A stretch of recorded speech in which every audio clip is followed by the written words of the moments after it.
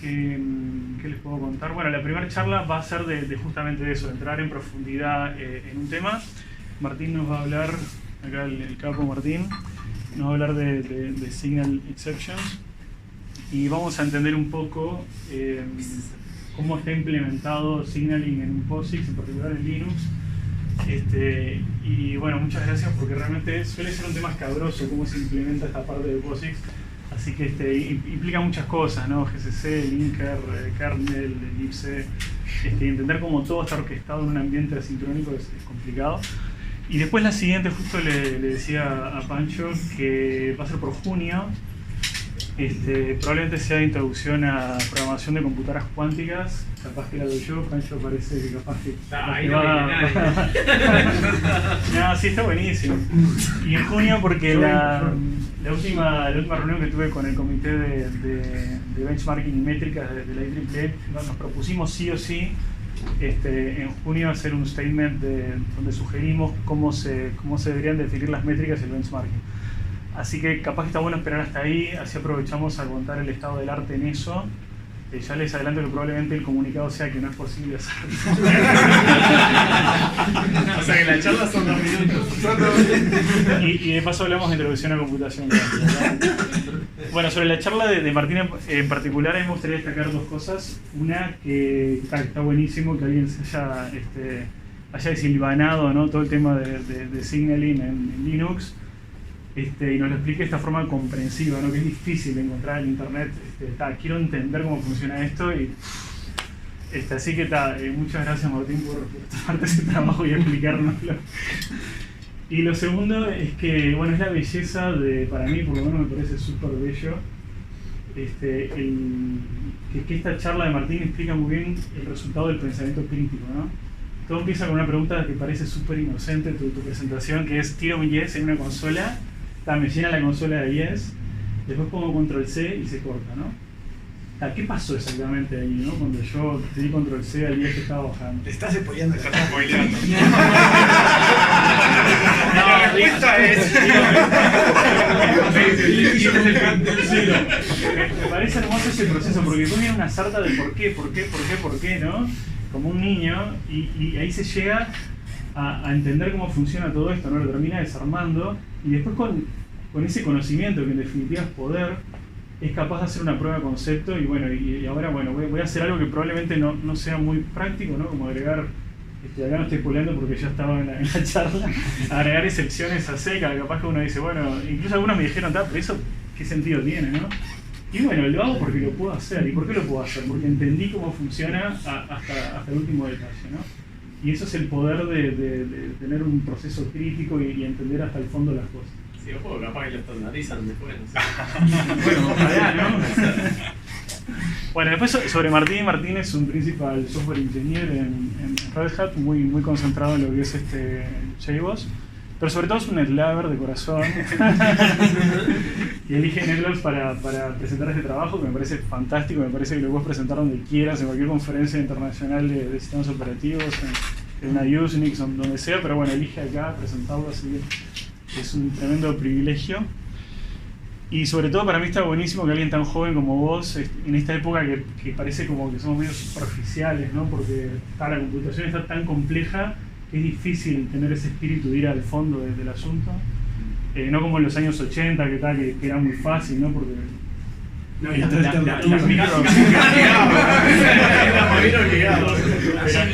había otra. Pero en esta época está buenísimo, así que gracias Martín por darme esperanza de la nueva generación. Y bueno, el último punto de la agenda es que después de esto estaría bueno si fuéramos para afuera y pizza y pudiéramos intercambiar un poco lo que recibimos de Martín. Así que bueno, todo tuyo. Gracias de nuevo.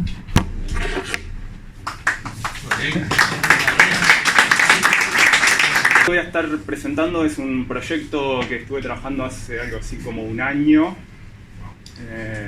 Signal Exceptions, parte 1 porque hay un wrap-up hasta lo que hay en este momento y algunas posibilidades para seguir trabajando más adelante. La charla básicamente son unos 40 minutos por ahí.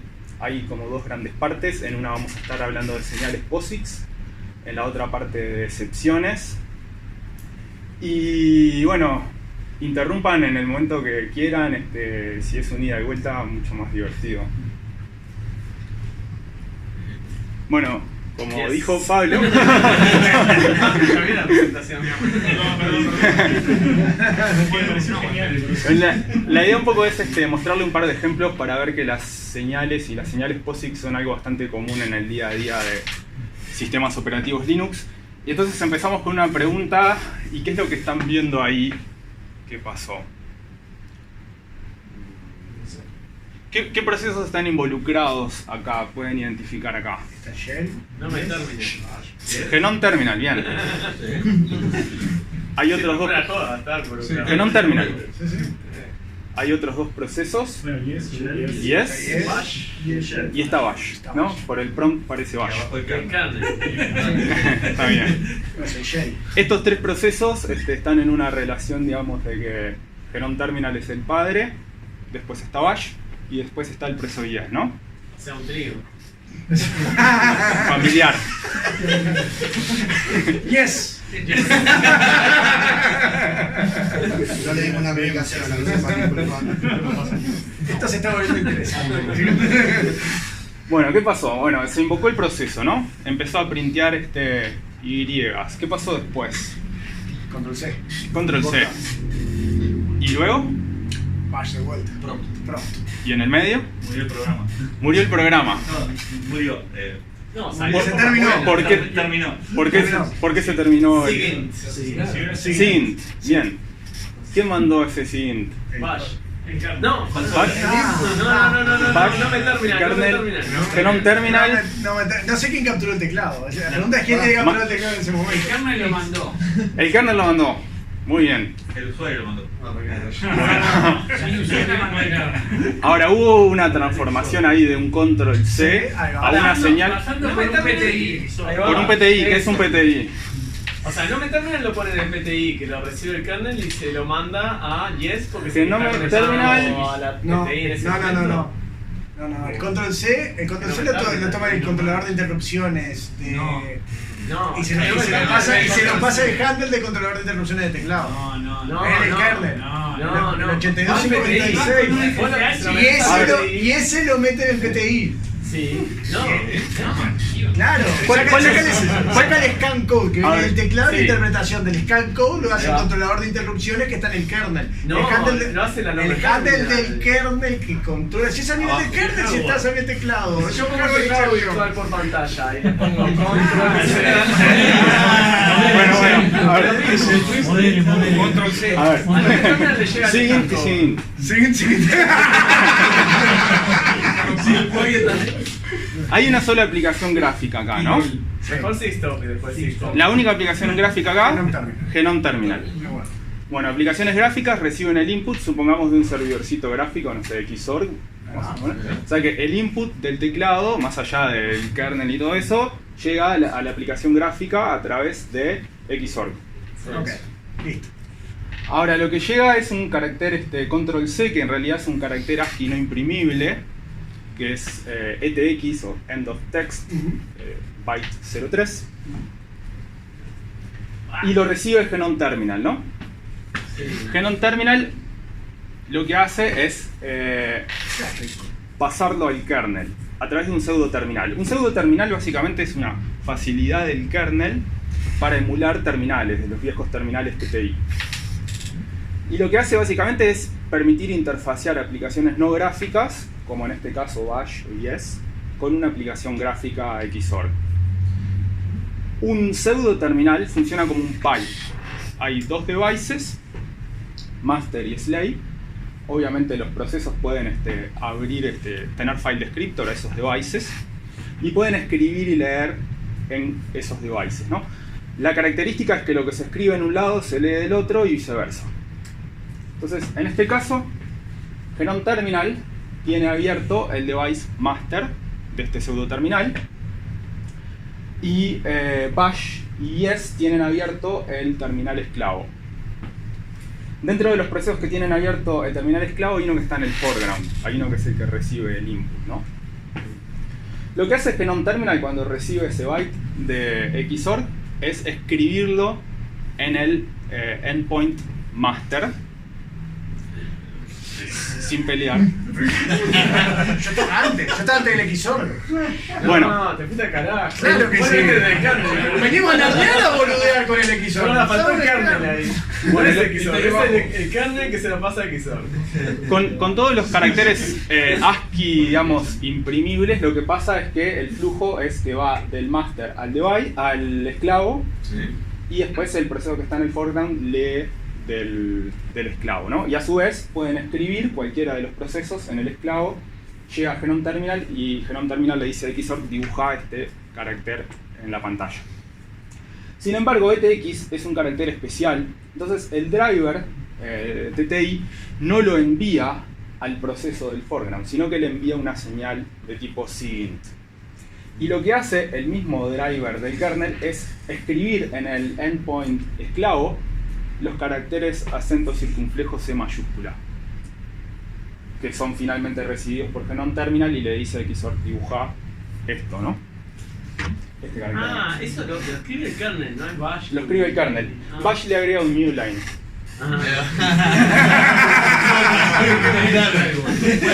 Para agregar valor, así. Yo soy acá. No muy colaborativa. Lo que dice uno.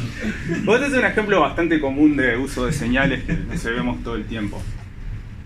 Si nosotros pusiéramos un breakpoint en el kernel, podemos ver el momento en el cual se manda esa señal. El proceso targeteado es yes. Acá está el código de la señal. Y ahí dejé algunas partes del backtrace. Send signal es la API dentro del kernel para mandar señales. Y podemos identificar ahí algunas funciones asociadas al driver de TTI procesando ese carácter especial. Otro ejemplo. Sí, eso me pasa todo el tiempo. Vamos a llegar hasta el punto en donde ocurre una falla en la TLB. No. No. Si no, ya sería de $5. Tendrá que explicarlo bien la tele, porque habrán 3 acá, 4. No, sí, Bueno, ¿qué está haciendo este programa? Ese programa está tratando de acceder a una dirección que no pertenece a su área de dirección. ¿A qué dirección está accediendo? No se sabe. A la dirección virtual 0, ¿está bien? No hay nada mapeado en esa. No hay ni memoria física alocada ni nada mapeado, ningún file mapeado, ¿no? Sí, está garantizado que nunca está mapeado y que siempre genera un page fault. Hoy por hoy sí. Bueno, estamos tratando de referenciar, estamos tratando de escribir un valor en ese lugar, ¿no? Ah, si cambias el CCTL min mmap no sé qué, start address o algo así, ¿cambia eso? ¿Sí? ¿Cómo? ¿Hay forma de cambiarlo que 0 sea usable? Sí. Y podrías tocar el sistema operativo. Tenés que tener root. Sí, Porque con la CCTL esa del min. Por ejemplo, el DOS Box utilizaba eso para emular OS de forma eficiente. Entonces Sí, se usaba también, escribir en la dirección cero. No, Ahora ahora tratando de escribir un 0 en la dirección 0. Ahora está bien, hoy por hoy esto no se permite, pero es bastante peligroso, ¿no? Sí. En el sentido de que cualquier puntero Sí, null que quede terminamos perdido por ahí. 64K. Empezás en 64K para adelante. Sí, mal no recuerdo. Sí, igual esto es espacio de usuario, o sea, de mucho más adelante, es en direccionamiento virtual. Aparte, eso te iba a decir, esto es direccionamiento Sí, está virtual. virtual, pero después poner el 0. Bueno, lo que está pasando básicamente es, primero que nada, la MMU o el dispositivo que maneja la memoria genera un page fault, no encuentran en la tabla de páginas nada asociado a la dirección virtual 0. ¿La dirección virtual 0 o 0L? No, 0 por long. Porque le está diciendo Está que poniendo un es 0 en 0L. Le está ahorrando el trabajo al compilador de cambiarlo a long L. Nada, es vicios. Igual eso está mal, porque tendría que ser site no, offset t. Tendría que ser int ptr/t. Ah, picarón. Ok. Tienes razón, está mal. Bueno, Público exigente. X86-64. Como No, decíamos, está definido el valor correcto de eso. No importa si es 32 o 64 bits. Igual con Phil. No importa, dale. Creo que nada de eso importa. Hay un tolerable. Lo mejor que hace hasta ahora. Me arrepiento de haber puesto código. Bueno, el kernel recibe el page fault del hardware y básicamente no encuentra nada mapeado ni para mapear ahí, y le envía al proceso en espacio de usuario que estaba ejecutando esa instrucción una señal de tipo zigzag-B. Después, bueno, Bash ve el código de retorno del proceso y printea ese mensaje ahí abajo. Nuevamente lo mismo, la señal zigzag-B y la misma API, y bueno, viene desde otro lugar, ¿no? Desde el page fault. ¿Eh? Page fault, va a área, send signal.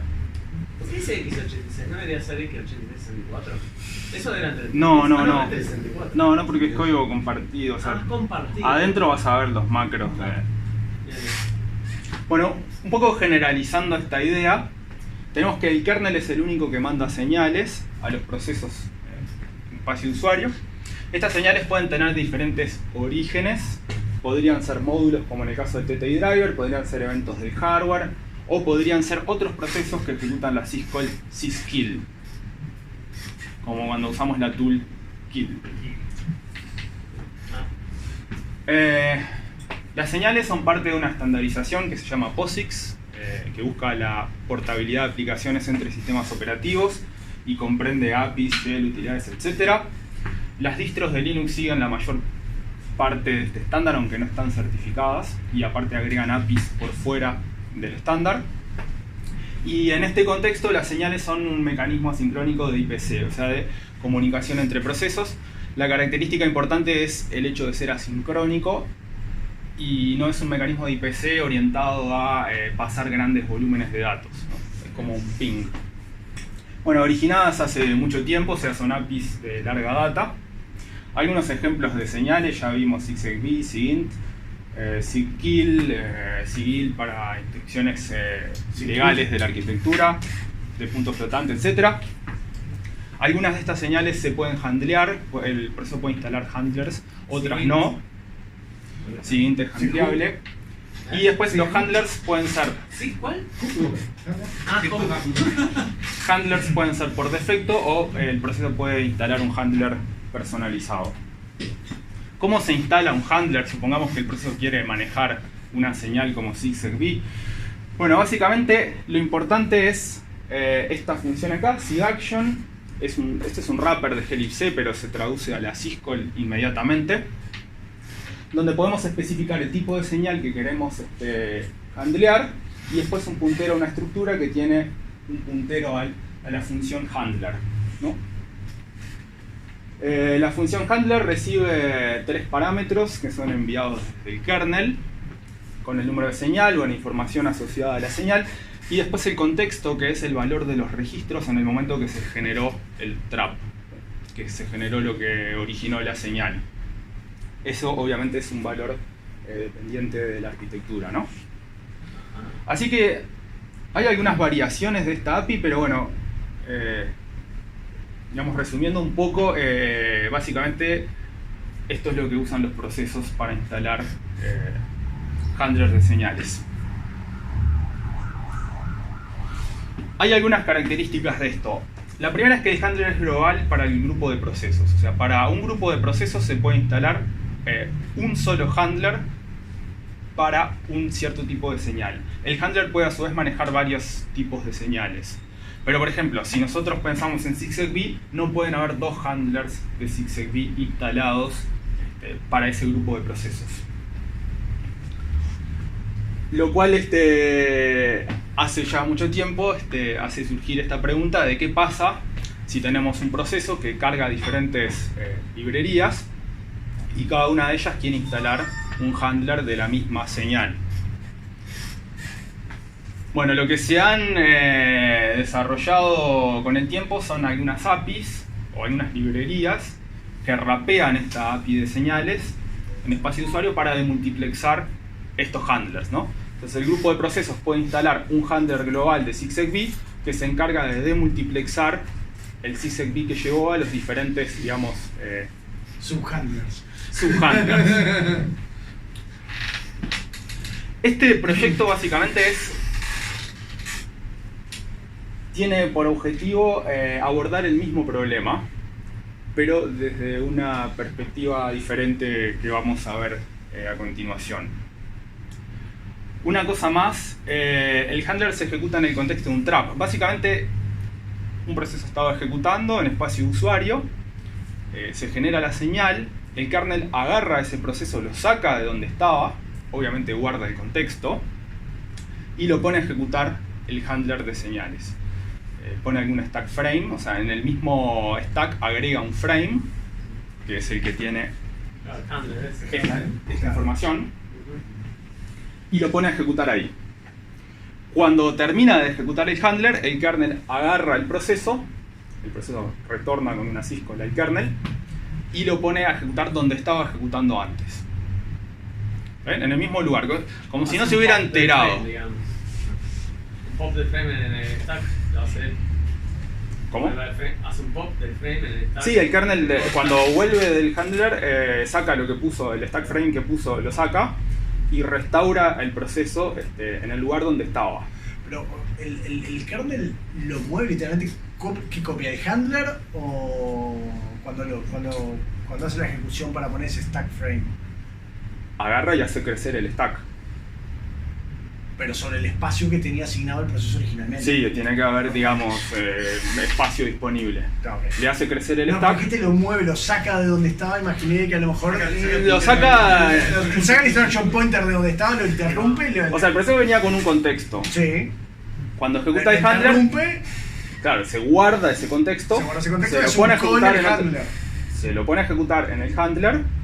Exacto, o sea, se cola el handler. Y cuando retorna del handler, se restaura el contexto. Está perfecto. Te cambia el stack pointer al nuevo frame que creó el kernel. Claro. Te lo hace, sí, claro, te lo hace crecer. Es un call, o sea, te saca los instruction pointers. Sí, te cambia los registros de procesador también. Sí. Ahora, si nosotros modificamos este contexto, vamos a volver con un contexto modificado. Qué rico eso, o sea, el contexto posta. Eso lo vamos. O sea, el mismo al stack, o sea, te está pasando el puntero del frame mismo.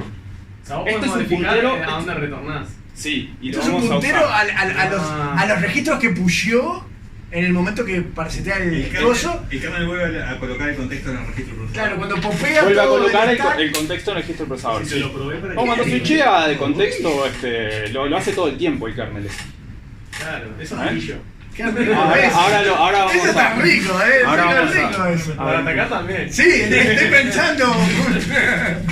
Va a ser un Sí, pero siempre vas a seguir en user space. Es un gadget. Sí, si en un ratito, si tuvieras un ratito de kernel space, Pero alguien ya lo ha hecho. Una última cosa. No se permite la ejecución, o no se permite, no se deberían ejecutar desde el handler funciones no reentrantes. ¿Por qué? No reentrantes. Claro, o sea, viste que tenés un montón de funciones que tienen _ R en C, porque esas son como que tienen una especie de stack de llamados a sí mismas para no modificar el llamado anterior de esa función.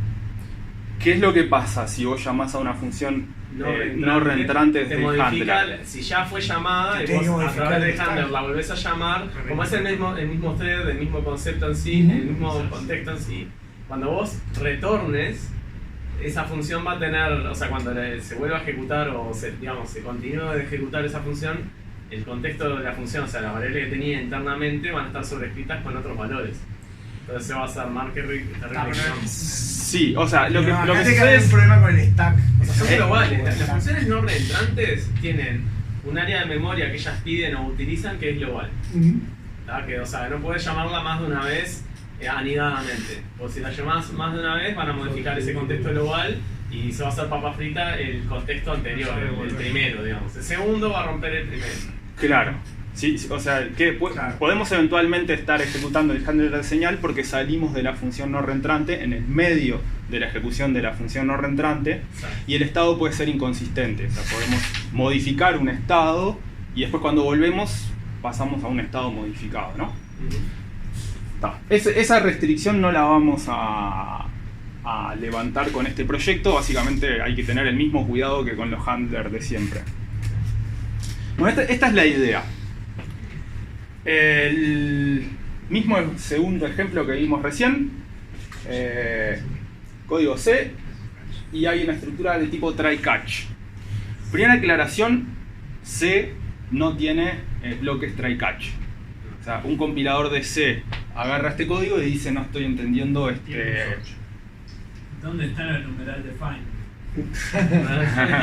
Ok. Bueno, podría tener. Un poco más tiempo podría llegar a tener. Bueno, básicamente la idea es que cualquier señal que pueda ser originada por la ejecución de los statements adentro del try, señal SIGXAB, digamos, prueba de conceptos para SIGXAB solamente, va a ser handleada por los statements que están dentro del bloque catch. ¿Todas las signals? En este caso SIGXAB, Ok. pero al final le voy a plantear la idea de extenderlo a más señales. Código no puede ser un ahí adentro. El código, o sea, sí, tenemos que tener el mismo cuidado de la reentrancia. O sea, este es como si fuera el handler Sí, global. No tiene Pero esto no es global. Sí, sí, por eso. O sea, este sería un handler, pero no global. O sea, vos lo que cambiaste es el compilador para que interprete eso y te meta el handler y te meta un handler que diga printf eso y te trape el handler. catch Viene por ahí. No, pero el catch no lo Con ejecuta en el excepciones. contexto Con de excepciones. la señal o sí. El catch. ¿Cómo? No, No, lo no que es. haces es modificar el contexto que te pasó en el signal handler para que en vez de. Para que vuelva ahí donde está el catch, ¿o no? Lo vamos a usar Y esto eso. está Ah. todo, igual estás explicando todo dentro de el bypass al handler. No, después del retorno del bypass. Acá no estamos en un contexto de trap, o sea, ya volvimos. Claro, ya volvió, es lo que cambia. Estamos el retorno para que ejecutando, vaya ahí. no sé, como cualquier try catch, estamos ejecutando en espacio de usuario. Claro. Una pregunta que me quedé con el tema del cambio de poder cambiar el contexto. ¿Es algo común en otros casos donde se haga eso de atrapar una señal y cambiar el contexto? Pues imagino si Oracle lo permite, está pensado para que lo haga, para que haya un caso de uso para eso, digamos, o solamente por Cambiar el contexto, decís, del handler. de la del señal. handler. Sí, porque se usa mucho a nivel de runtimes. Lo que se hacen, por ejemplo, los garbage collector precisan detectar si globalmente hay un stop the world. O sea, si todos los threads tienen que parar. Ahora, si nosotros hacemos esa consulta quereando, es muy caro a nivel de performance. Entonces, lo que hacen los garbage collectors, en ciertos lugares que se llaman save points, se agrega una instrucción que es de tipo test. Por lo menos en x86 es de tipo test. Todas las arquitecturas tienen su equivalente. Que básicamente es una lectura de una página de memoria. A la misma dirección de memoria. Entonces está en el nivel más alto de caché del procesador. Porque es leída todo el tiempo. Cuando el garbage collector dice no necesito que ningún thread pare, hay permisos de lectura en esa página. Cuando el garbage collector quiere parar a todos los threads, saca el permiso, entonces saltan todos con segmentation faults. Después lo que hay que hacer es se va a modificar el lugar, o sea, se va a modificar el lugar donde va a continuar. Claro, es claro cuando quiere notificar. Bueno, ¿qué es lo que vamos a dañar en esta prueba? GCC seguro, estamos modificando, extendiendo el lenguaje C. El linker, ahí puse un signo de warning y ahí, no lo vamos a tocar, pero va a haber un disclaimer en algún momento.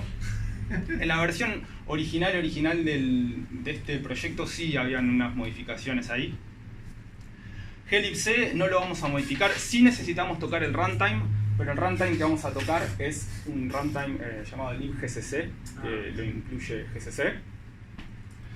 Y el kernel no lo vamos a tocar. Esta pregunta para Iván, seguro. C++, ¿qué es una excepción? ¿Algo excepcional? No, sí, yo qué sé. Sí, en cualquier lenguaje, sí. Es una Es notificación algo que que se te permite levanta. saltar varios contextos y hacer el unwinding de objetos automáticamente, o sea, se van destruyendo. Es un go to de manera condicional. pasiva. Es un go to condicional. Bien, bien. Sí. Bien. Digamos, es básicamente una estructura de control de flujo. Un statement de control de flujo. Si no tuviéramos excepciones, podríamos pensar en un goto con algún if, porque hay que filtrar algunas cosas. Pero hay algo más que Iván mencionó, además de lo que haría un goto, que es el unwinding. ¿Qué es el unwinding? Es pasar por todo el stack y llamar a los destructores Claro. quedar registrados. Hay varias Una cosas. tabla de destructores. Hay varias cosas. Hay funciones de cleanup, por ejemplo en C++, cuando un objeto se va de contexto se invoca al destructor. Pero esencialmente lo que hace el unwinding es cambiar el contexto. El contexto es, por ejemplo, si estamos ejecutando en esta función, tenemos un contexto local a la función. O sea, tenemos acceso a las variables locales de acá. Cuando se handlea esa excepción, el contexto local es otro, completamente diferente. A las variables locales que estaban acá en el momento del throw, no podemos acceder desde el catch. Bueno, básicamente el unwinding del stack es deshacer todos los stack frame que fueron pusheados y dejar el stack frame de la función que handlea la excepción del catch. Digamos, en ese caso el main. Deja el stack frame de la llamada, o sea, hace como el rewind de todo hasta el momento donde se llamó hasta donde main, digamos, F. O sea, hace todo el rewind hasta el momento de la llamada de F y con ese contexto ya salta el catch. Sí. Cambia el puntero de instrucción a donde o sea, F hace algo que llama a otro, que llama a otro, que llama a otro, acá se produce la excepción. Hago los pop de todo hasta el momento del call al F básicamente y ahí con ese contexto salta el catch. Sí. O sea, en este caso puse una función, es un bloque en realidad. Es complejo, pero porque es complejo hacerlo optimizadamente. Tiene una tabla bueno, por aparte, por fuera del stack, claro, para saber qué constructores llamar. Claro, el tema es eso, los constructores que se llamaron en el medio, no es solamente volver los registros a nivel del procesador, sino ver qué elementos se construyeron y deben ser destruidos previo. Y acordate que vos no llamás a todos los constructores al inicio de una función. No. Podés llamarlo en el medio de la función. Sí. Eso agrega complejidad también. Entonces el loco se fija incluso en qué línea estaba o en qué parte estaba de cada función de la que está haciendo unwinding. Claro. Por eso es complejo. Sí. C++ es muy complejo. Sí. Lo que sí, como idea general, es nosotros pagamos un costo por usar excepciones, ¿no? Que a veces, no sé, codeando no es tan visible. Hay un costo y el costo más importante es el del unwinding del stack. Claro. Hay un montón de trabajo del unwinder. Están diseñados para tener casi que nada de overhead, casi que nada cuando no se usan. Cuando no se usan. Sí. Cuando haces unwinding es lento. Sí. Pero está es manejando algo una excepcional. excepción. Sí. Bueno. Hay gente que erróneamente lo usa para algo que no es tan excepcional. Eso es un error. Pero si lo usas para cosas excepcionales, el overhead de ejecución, digamos, cuando no se usan es casi que cero. O sea, está muy optimizado. Está muy bien. Ese costo lo vamos a pagar, o sea, este proyecto va a pagar ese costo. También es una facilidad, ¿no? Si hay código muy performante, no va a usar signal exceptions, obviamente. ¿Pero tiene costo en la ejecución normal mientras que no se produzca la excepción? El costo es de memoria, o sea, tenés que agregar digamos, metadata que ayuda al unwinder. Lo vamos a ver más adelante. Sí, en C++ tenés ese costo también. Y aparte también si vos agregás más instrucciones, como perdés localidad de referencia, o sea, estás saltando de un lado a otro, estás poniendo más cosas en las calles de los procesadores, etc. ¿Hiciste un benchmark para No. comparar? No. Eso está. Becas, los benchmarks, ahí tenés. Sí. Bueno, vamos a ver un poco esto, a qué se traduce si lo vemos a nivel de assembler.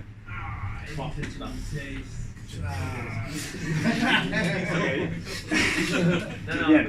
Hay asociados al throw, en particular vamos a ver esto.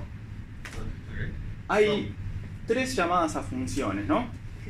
Allocate, llamada del constructor y llamada CXA throw. Estas 2 llamadas son al runtime de C++. Lo que hace es, primero aloca espacio para ese objeto de excepción, invoca al constructor de ese objeto, o sea, en este caso, el objeto std_exception.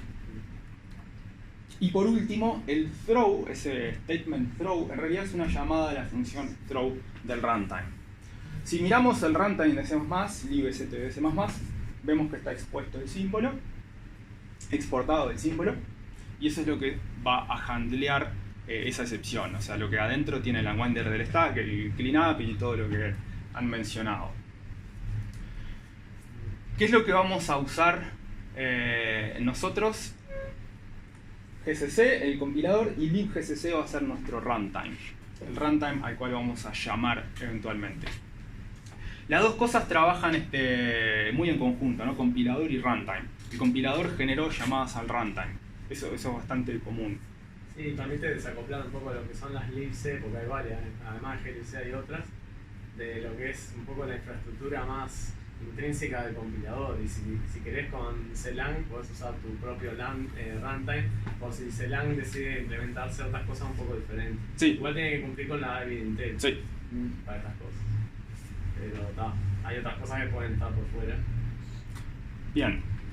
Bueno, vamos a hablar primero de GCC y después vamos a hablar del runtime.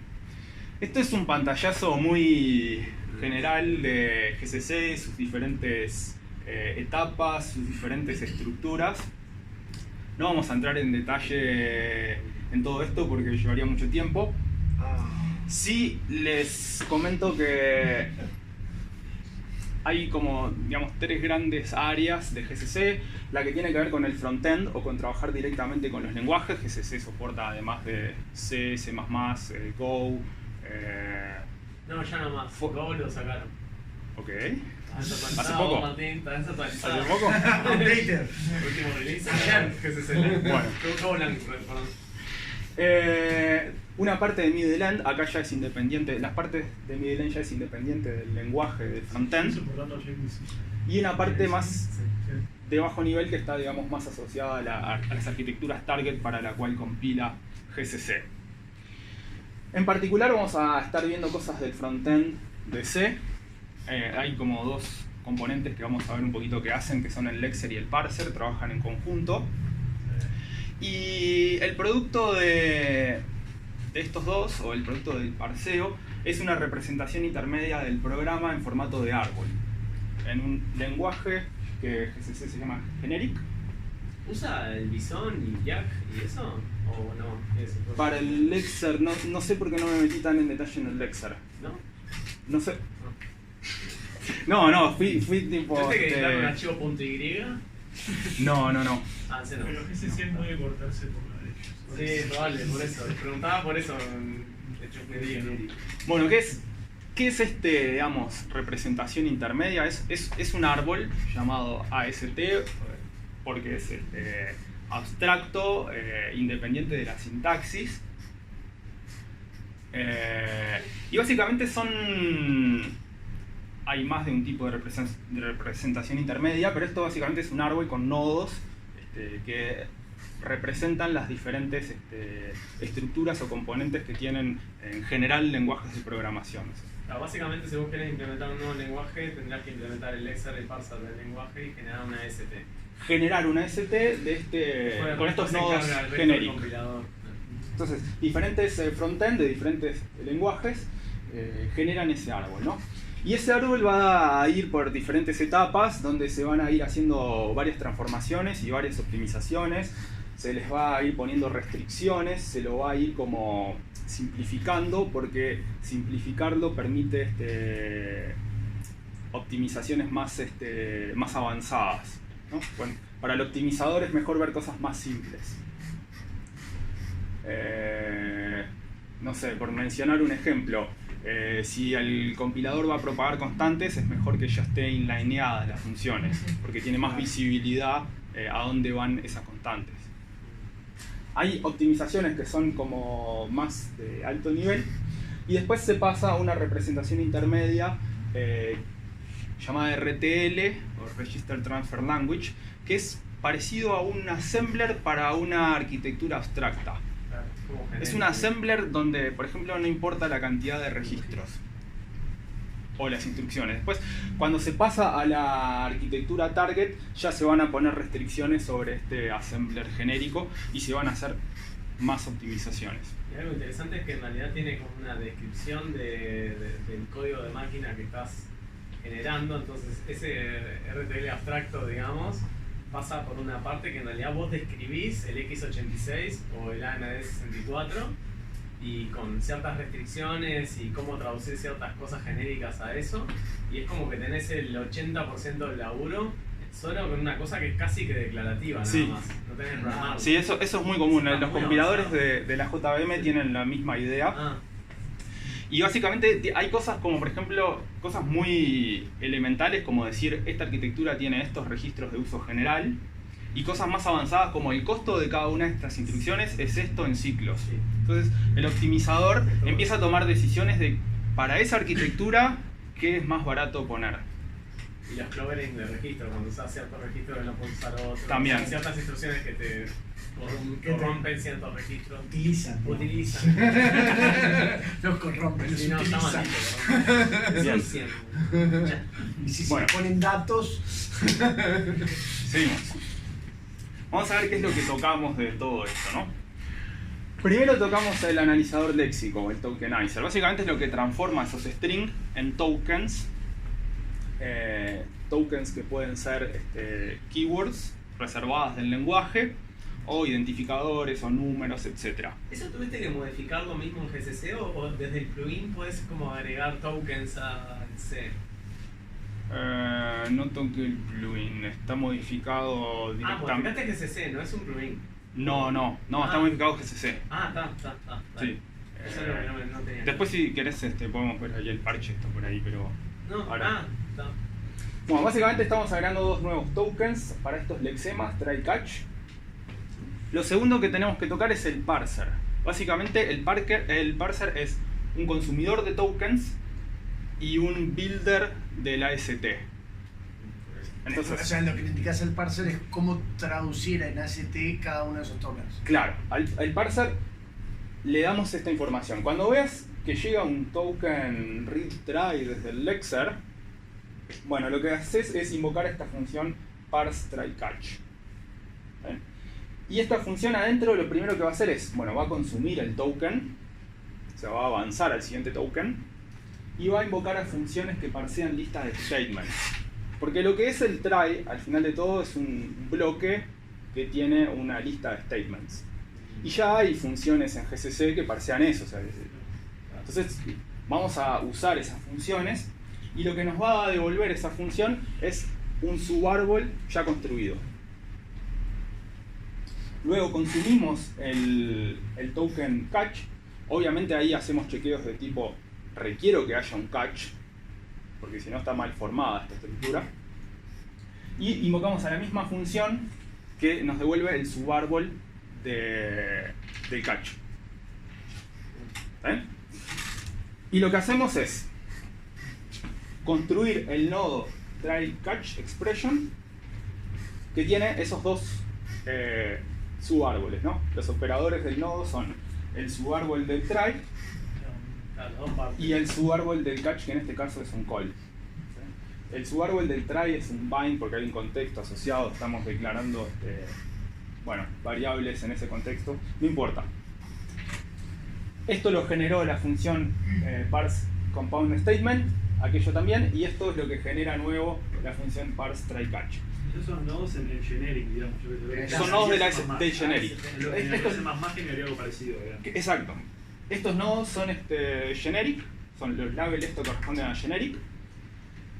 Otros lenguajes generarían los mismos nodos o parecidos, porque no sé, C++ genera otro nodo,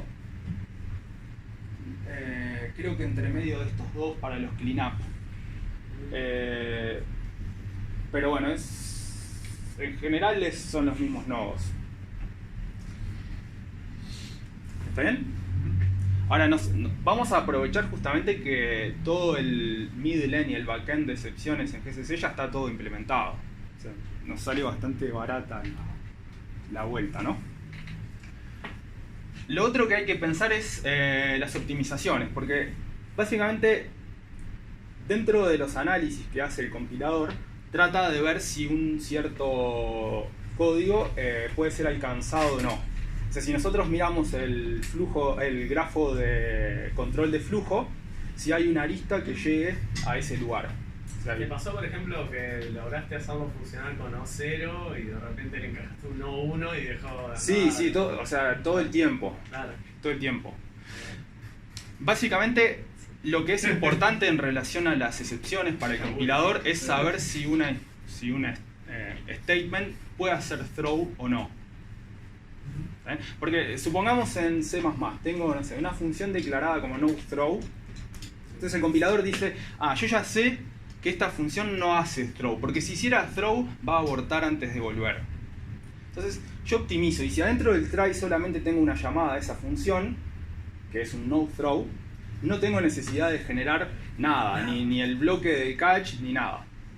Entonces es importante especificarle al compilador qué instrucciones pueden generar throw para nuestro SIGSEGP. Y para esto tenés que modificar el midland, digamos.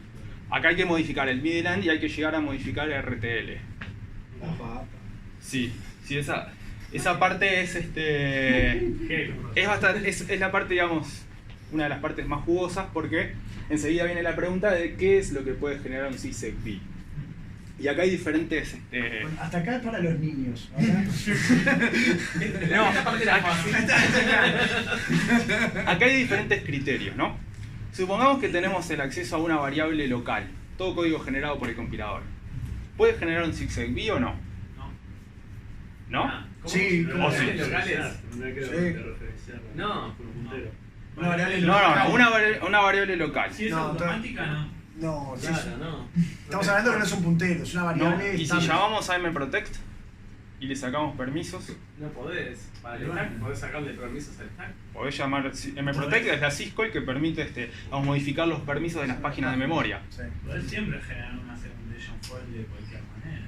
Entonces, Bueno.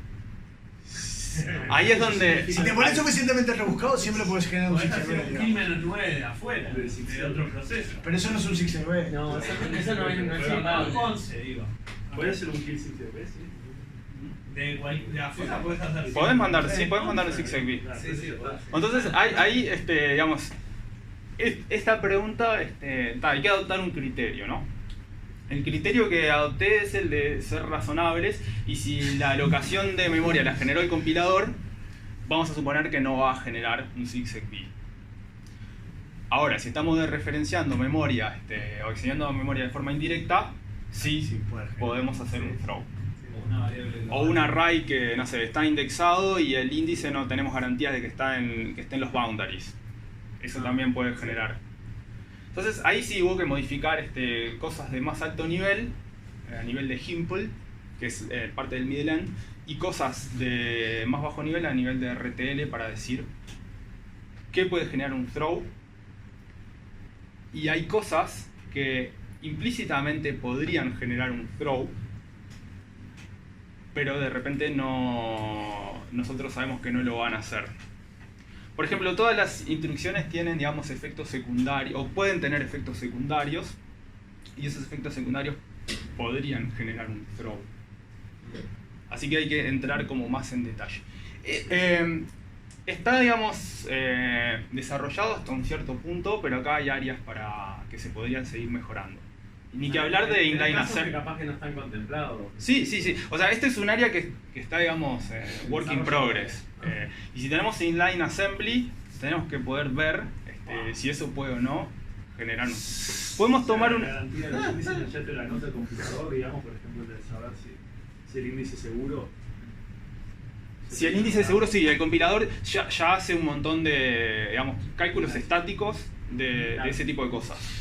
Claro, si lo resolvió en compile time, ya está. Claro, sí, el compilador ayuda mucho, Claro. pero es bastante extenso lo que... Si te anota todas esas cosas. Sí. Lo peor que nos puede pasar es decir, ok, pienso que todo hace un throw y nada, no optimizo tanto, pero estoy como más cubierto. Claro. Bueno, ¿cuál es el output del compilador? Hay tres outputs. El primero es el código generado, ¿no? Ahora, asumís, por ejemplo, de la parte anterior, ¿no? Hiciste como, por ejemplo, decir, bueno, todo puede ser throw, excepto lo que yo estoy seguro que no puede hacer throw. O sea, esa es la política que aplicaste. O puede darse el caso ahora de que algo haga throw y vos no lo tuviste en cuenta. O sea, ¿cómo Las dos haces? cosas pueden pasar. O sea, esto puede fallar en este momento. Puede fallar. Todo puede fallar. Esperemos que no en la demo. Pero bueno, fallan las pizzas. Eso es lo único que no puede fallar. Hay excepciones. Si lo pasó Miguel, podemos. ¿Cacheadas o no cacheadas? Hay excepciones. No, son Bueno, gente, el output está. ¿Tocó las brasas o no? Generamos las instrucciones del try, que básicamente acá es la referenciación de la memoria, esa instrucción, para escribir el valor 0. Después vienen las instrucciones del catch, están acá abajo. No hay ninguna arista, ningún jump al área del catch, pero el compilador ya sabe que el runtime puede poner la ejecución en este punto. Por eso no removió ese código. Para más lento, perdón. ¿Dónde pusiste? Todavía no lo hiciste, ¿no? Pero, o sea, todavía no bindeaste ese código a la señal, a la signa. Todavía no. Todavía no. Esto es común Por para... eso, todavía me falta el punto donde le digo... Vamos a llegar. Vamos a llegar. Pará. ¿Está bien? Venimos, ejecutamos el try. Después asignamos el valor de retorno, jumpeamos a la parte final, el epílogo de la función. Y ahí le marcas eso no me lo borre, el catch no me lo toque. El catch ya no lo tocó, esto ya es generado. Sí, lo que pasa es que no nos mostró una parte que sí se la mostró el compilador, digamos. Porque hay una parte que le dije, che, ojo que esto puede generar un throw. Claro. Entonces, bajo condiciones normales, no excepcionales, va a ir al leave to return. Todo esto y salta al final.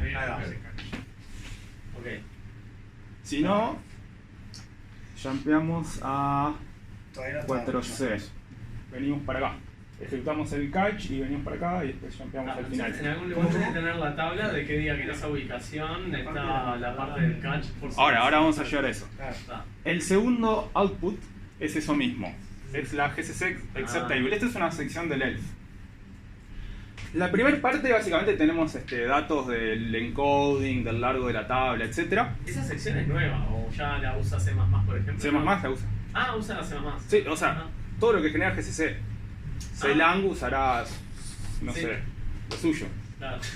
¿Qué es lo que tenemos en esta tabla? Regiones asociadas a una función. Ahora, ¿qué son estas regiones? Básicamente es información sobre si ciertas instrucciones pueden o no hacer un throw. Entonces, en las primeras instrucciones de la función no hay nada que pueda hacer un throw. Entonces, esa es una región no throw. Después tenemos una región, y es la región 0, donde sí puede haber un throw. Después tenemos otra sección que no puede hacer throw. Después tenemos el landing pad de la región 0, o uno de los landing pads de la región 0. ¿Qué es el landing pad? O sea, ¿dónde puedes saltar? ¿A dónde vamos a...? El runtime va a asignar la ejecución. Porque está handleando. O sea, la excepción que puede generarse acá está handleada porque hay un landing pad asociado a esa región.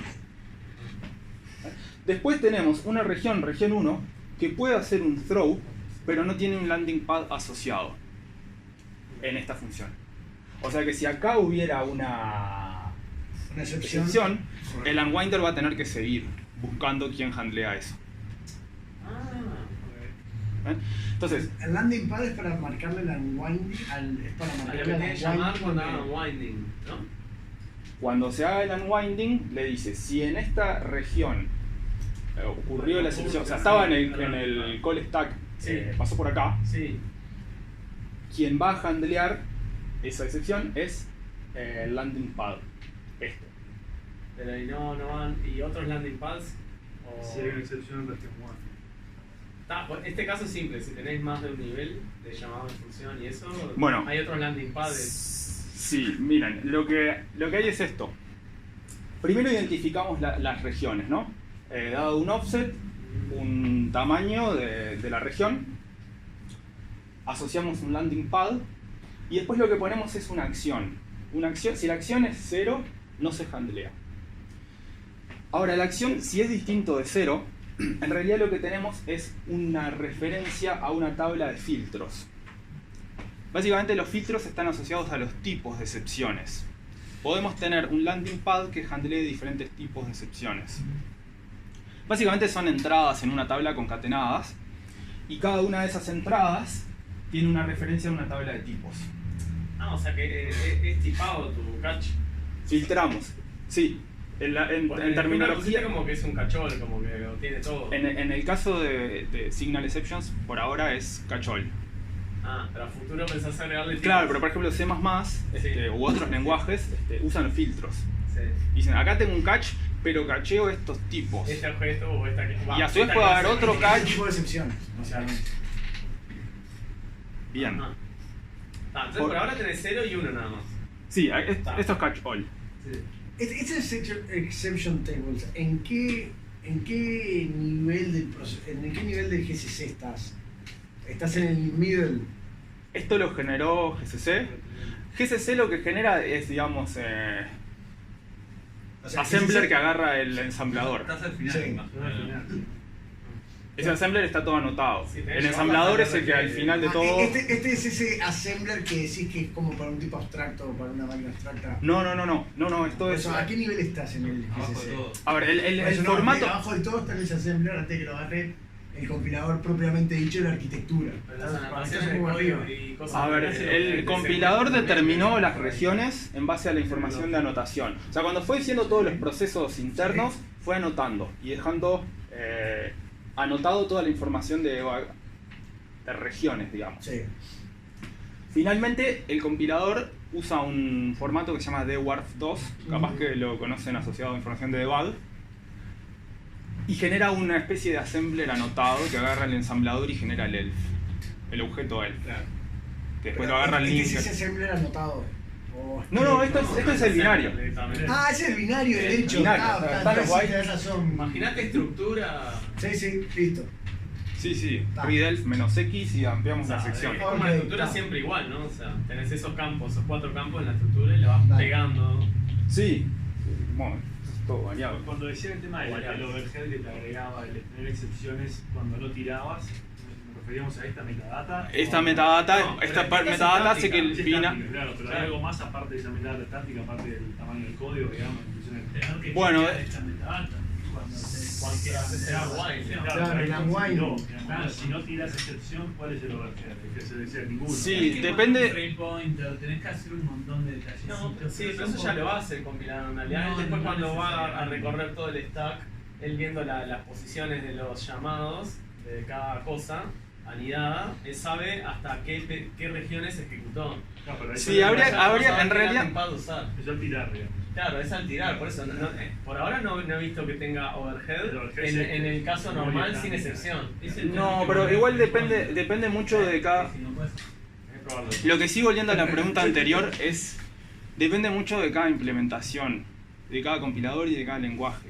Por ejemplo, en Windows, si no estoy No, mal... bolsillo de cada ¿Por qué hablamos de Windows? Ok. No, sí. Hay una... El chain de excepciones se pushea al stack. Y está todo encadenado. ¿Nunca leyeron sobre CSEH? Sí, Structured Exception Handler. Sí. Básicamente lo que... Sí. ¿Cómo? lo- Structured Exception Ah, Handler. hablar. porque hay bugs de seguridad asociados a eso. Ah. Pero básicamente...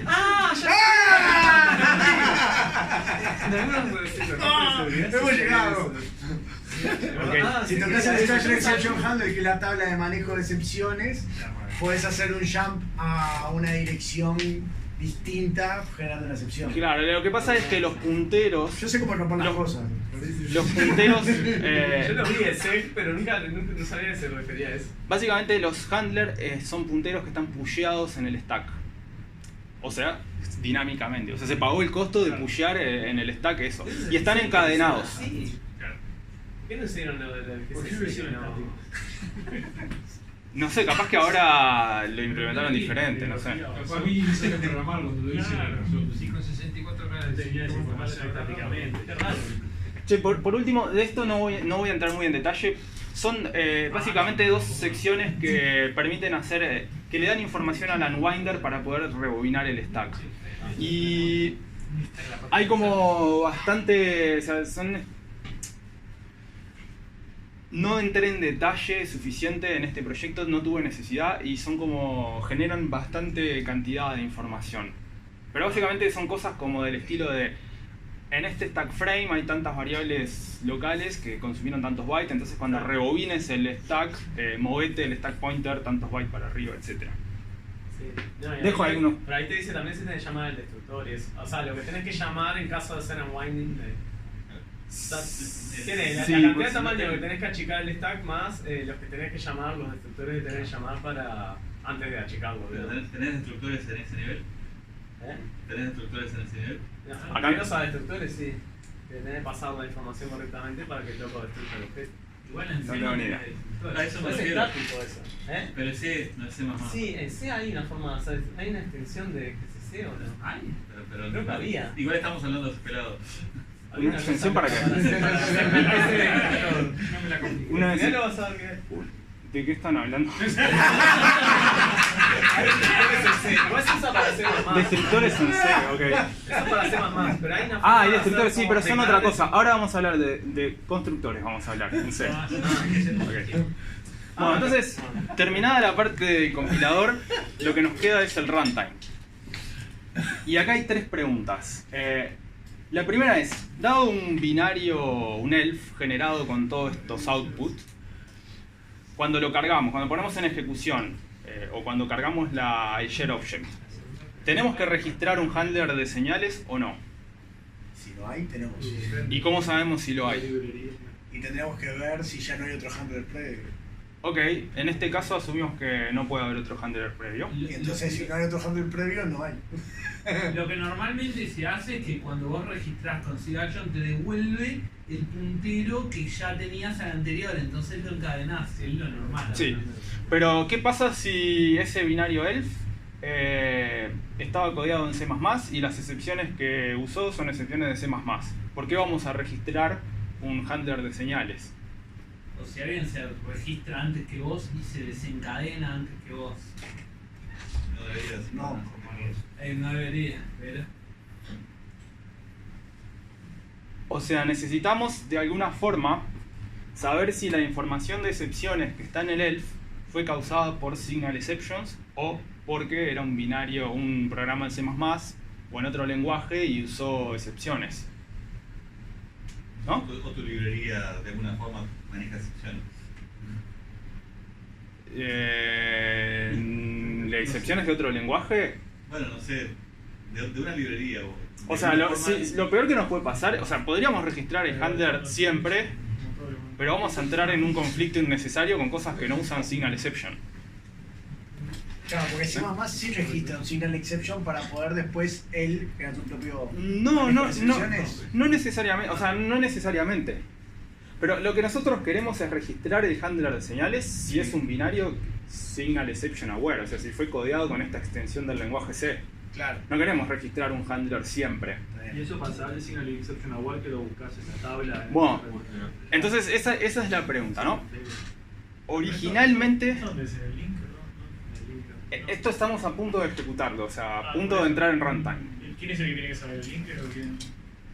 Acabo de ejecutar el runtime, o sea, la inicialización, por ejemplo, no sé, en el caso de un share object linkeado dinámicamente es el dynamic loader. Sí, quise decir el dynamic loader, no el link. Bueno, en realidad sí, estás haciendo trampa porque estamos respondiendo la pregunta de quién lo registra. Se dice spoileando, Peca. Vamos, Peca. Esta parte no la sabía.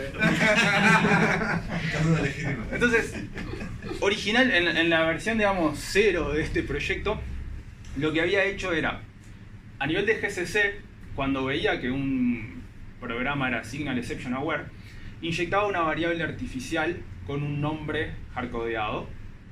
¿Está bien? Entonces, si miramos el objeto y vemos la tabla de símbolos del objeto, vemos esa variable.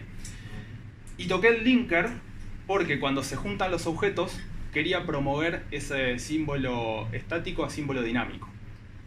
¿Está bien? Los símbolos dinámicos son símbolos, digamos, exportados. Si nosotros vemos un ELF, podríamos eliminar la tabla, y no lo queremos debuguear, podríamos eliminar la tabla de símbolos estáticos. De hecho, no está disponible, no está mapeada en el proceso, pero los símbolos dinámicos quedan. Para un share object es común exportar símbolos, porque cualquier variable global está el símbolo exportado, que le declaramos como extern. Para un binario ejecutable, no. Si miramos la tabla de símbolos dinámicos, no tiene nada. Pero si tocamos el linker, artificialmente podemos generar eso. Cuando el proceso es cargado, podemos buscar todos los símbolos de todos los ELF mapeados Y promover. y detectar si estaba este símbolo. Eso va a ser runtime, digamos. Lo hacemos en el runtime, lo hacemos, por ejemplo, no sé, glibc, digamos, cuando antes de que se ejecute el main, se ejecutó código de glibc, o sea, el runtime, que hizo parte de la inicialización. ¿Y si alguien llama a DLOpen con alguna de tus Bien, bien, esa es una buena pregunta. Y ese es uno de los problemas que encontré con esto, es que se podría cargar dinámicamente ese elf, por ejemplo en DLOpen. O sea que en el Dynamic Loader deberíamos hacer lo mismo, o sea, no solo en glibc, sino en el Dynamic Loader. Lo cual es un problema. La última pregunta es... Esos símbolos los estás metiendo en el momento de que haces que generas el elf. Sí. O sea que tocaste con parte de lo que tocaste en GCC, meteme todos estos. GCC y el linker Al eventualmente. linker eventualmente para que te dejara todos esos símbolos en el. Para que lo elf. promoviera dinámico. No. En el linker lo que En le el digo... linker le metiste un cacho para que te haga y lo promueva dinámico. Ahí va. Listo. Bueno, esto es un poco lo que... una cosa, volviendo un poquitito para atrás. Una cosa que podríamos hacer para desambiguar si un binario es signal exception aware o no, es identificar un símbolo que es específico de binario generado a partir del lenguaje C, que se llama función de personalidad. Ahora vamos a ver qué es esa función. Podríamos desambiguar con este símbolo binario C++ de binario C. Pero no podemos desambiguar si las excepciones que hay son causadas por la funcionalidad de set jump long jump en C, que hace unwinding del stack, o si es por signal exception. Bueno, la segunda idea para abordar este problema es generar artificialmente desde GCC una llamada al runtime que se registre como binario signal exception aware. Cuando lo cargamos, el mismo binario llama al runtime y le dice soy signal exception aware, si no registraste un handler, registralo. Puede ser una biblioteca, por ejemplo. Capaz que el binario no es aware, pero la biblioteca que está usando sí. Se va a encargar la biblioteca, se va a encargar la lib. O sea, alguien Cada uno va a llamar y se va a encargar de... Cada uno se va a encargar de darse por... Este es el constructor que decía, una especie de constructor. Ahí está. No es este. Lo encontré, es atributo Bueno, este es el constructor de C. Básicamente para una función asignamos un atributo, el atributo constructor, y la característica es que cuando ese binario generado se cargue, ya sea porque lo cargó el Dynamic Loader o porque se cargó con glibc, se va a invocar esta función antes que el main, o a todas las funciones declaradas como constructor. A su vez, va a haber una función de esta por cada objeto que generó el... Ahora, en el elf final linkeado no queremos n funciones. De hecho, van a tener todos el mismo símbolo, o sea, no podría ser. Entonces, declaramos a este símbolo como weak o débil. Entonces, eso significa que cuando se linkee, el linker va a decir, ok, tenés dos funciones que se llaman igual. Voy a agarrar una y la otra la descarto. Pero no importa porque la implementación es la misma. Así que, nada, va a terminar habiendo solo una función. ¿Qué hace la función esta constructor? Bueno, básicamente llama al runtime. Hay una funcionalidad llamada built-in en GCC que nos permite invocar libs externas. En particular nos permite invocar una función de la libgcc, que es el runtime. En esto aprovechamos esta API de built-in y lo extendemos de esa forma.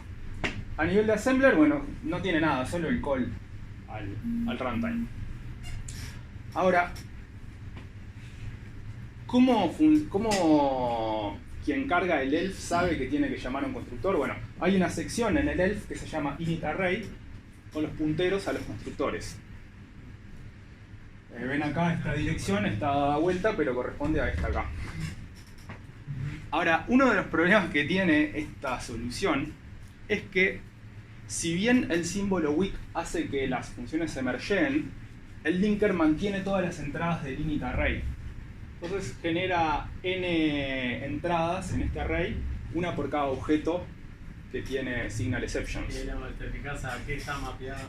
Entonces tenemos múltiples invocaciones, una por objeto, lo cual es horrible. Lo que encontré es que hay una optimización de GCC que se llama LTO, Link Time Optimization, que básicamente mergea todos estos constructores y limpia las entradas del init array, pone una sola. Pero no está habilitada por default, era un feature experimental, ahora creo que ya está más maduro. Está maduro. Pero no es por default todavía. Todo el mundo lo usa. No puedes compilar el Firefox sin LTO porque te explota, te quedas sin memoria. Okay.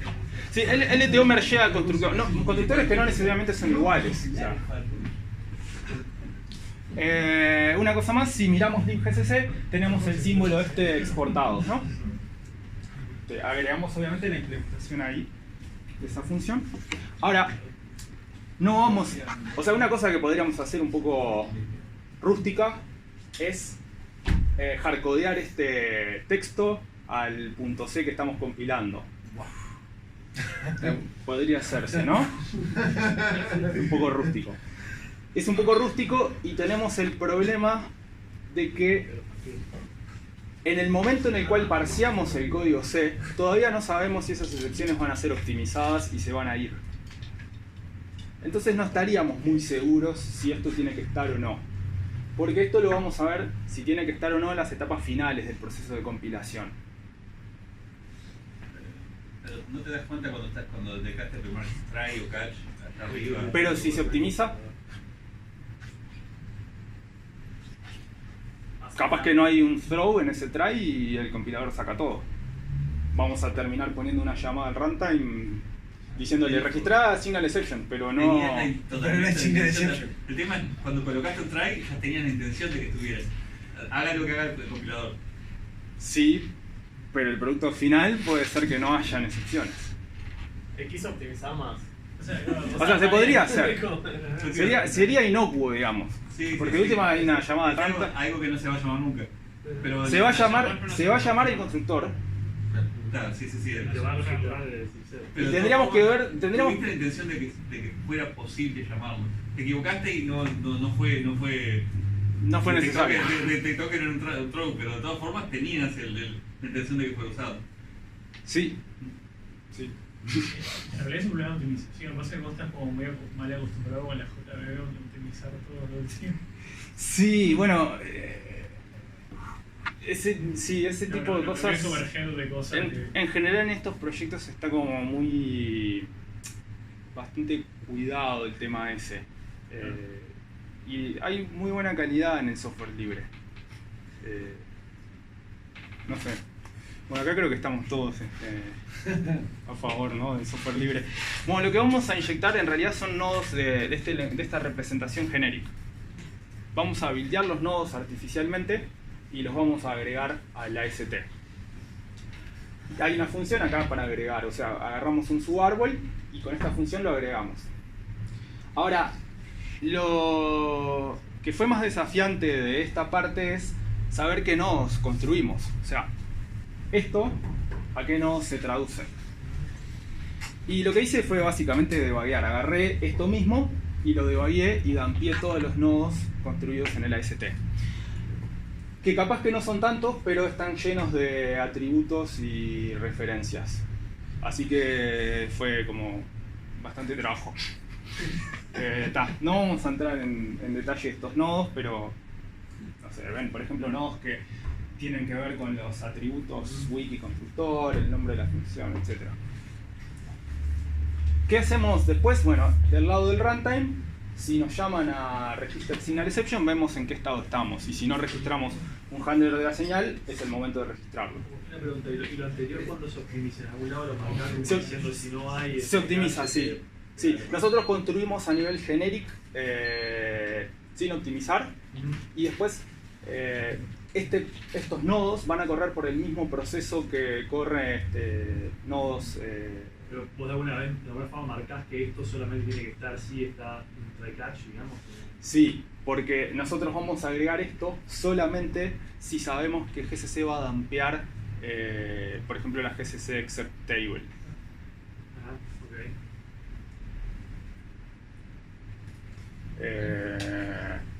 Y después estos nodos pasan por el proceso de optimización. Digamos, terminan en el lenguaje de la arquitectura, ¿no?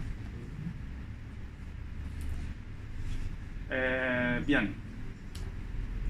Por último, ¿qué hacemos si se invoca el handler? Es la misma API que vimos al principio de todo, ¿no? De señales. Tenemos la misma información, incluido el contexto.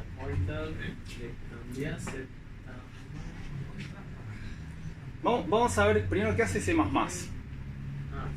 C++ hace el call a CXA throw, ¿no? Esta es la parte de C++. Cuando hizo este call, pusheó el stack la return address. La return address es la dirección de la siguiente instrucción, o sea, X y Z. Entonces, el runtime, ¿cómo sabe qué instrucción hizo el throw? Bueno, porque previa de la que está en stack. Claro, mira el stack, la retorna desde el stack y sabe que esa es la instrucción +1. Sí. Le resta 1 y tiene un puntero a al último byte de la instrucción call. No importa que sea el último porque está en la misma región, o sea, todo el call, digamos, la región nos cubre como mínimo todo el call. ¿Está bien? Bueno, lo que vamos a hacer es emular algo parecido a esto. En primer lugar vamos a retornar, vamos a decirle al thread, cuando vuelvas del handler de excepciones, anda a ejecutar este trampolín, ya fuera del contexto del trap. Y en segundo lugar vamos a decirle, ok, el stack que tenés lo vamos a agrandar un poquito y en ese lugar, en el tope del stack, vamos a poner la dirección que generó el trap +1, que la sacamos del mismo contexto. ¿Está bien? Es el distraction pointer del contexto. ¿El RCP qué es? Es el stack pointer. Acá agrandamos el stack y escribimos la dirección que generó el trap, que es RIP, +1. Sí, la que generó, la que hizo throw, ¿es? Sí, la que está en el RIP. No, la que excedió memoria que generó un segmentation fault. Ah, ahí te llaman, ese es el concepto que te pasa. Lo que pasa es que cuando pushea la instrucción de retorno. Supongamos que en una instrucción le referenciamos memoria inválida, ¿no? ¿Cuál es esa instrucción en la cual le referenciamos memoria inválida? Bueno, del contexto que nos pasó el kernel, nos fijamos cuánto valía el RIP. Y le sumamos 1 para emular en la misma idea, o sea, para darle servido al runtime la detección de la instrucción que generó el trap.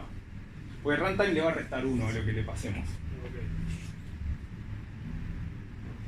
De hecho, eso fue un bug que me complicó bastante encontrarlo. Sí, porque no es natural el retorno de 1. No. Lo que hubiera sido natural. No, aparte esto te falla cuando las regiones son muy chiquitas. Si la región es más grande no pasa nada. Es un bug que se triggereaba a veces. No.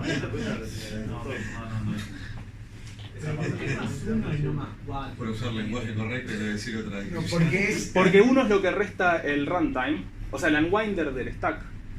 1 es lo que resta porque usa esta idea básicamente.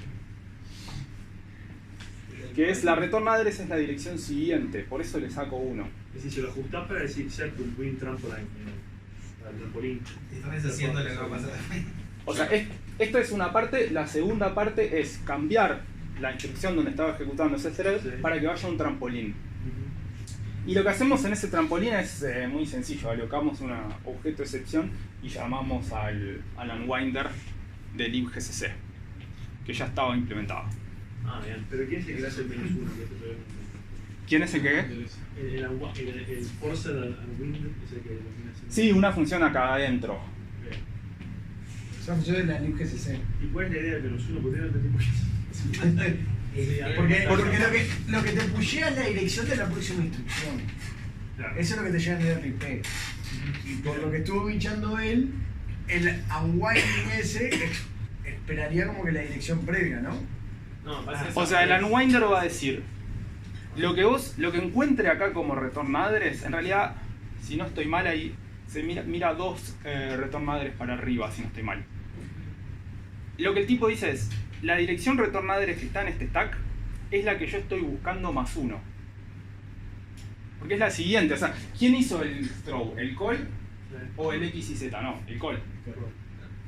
Pero la dirección que está pusheada, ¿cuál es? Es la del x y z.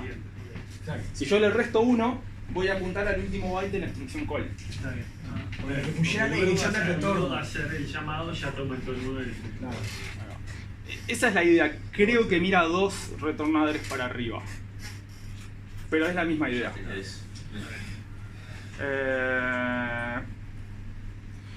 Bueno, último slide. ¿Qué hace el unwinder? Supongamos que tenemos una función. En el try se llamaron n funciones.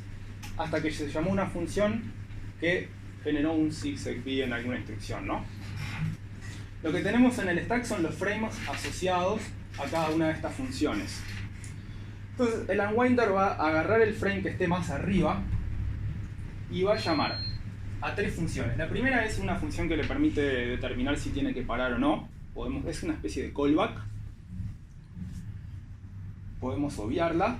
La segunda función es la función de personalidad. La función de personalidad lo que hace es, dado un stack frame, determina si alguien handlea ahí esa excepción basado en la metadata de la except table que vimos al principio. Eventualmente dice, no la handlea este frame. Entonces el unwinder llama advanced frame y hace lo mismo por cada uno de los frames. Ahora en el frame donde está el catch asociado a este frame 3, la función de personalidad dice, sí, acá hay alguien que handlea esa excepción. Y al unwinder le pasa la ejecución. Y eso es todo, hay una demo. Son 5 minutos, pero... Dale. ¿Sí? Sí.